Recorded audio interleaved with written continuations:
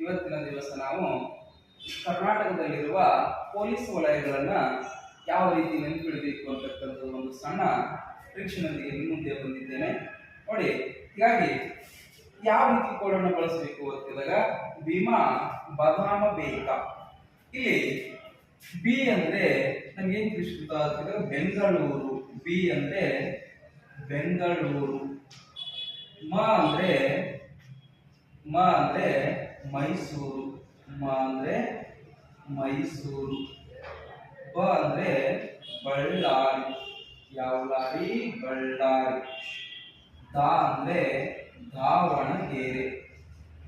ದಾವಣಗೆರೆ. ಬೆ ಅಂದ್ರೆ ಬೆಳಗಾವಿ. ಕ ಅಂದ್ರೆ ಕಲಬುರ್ಗಿ. ಬಿ ಅಂದ್ರೆ ಬೆಂಗಳೂರು. ಮ ಅಂದ್ರೆ ಮೈಸೂರು. ಬ ಅಂದ್ರೆ ಬಳ್ಳಾರಿ.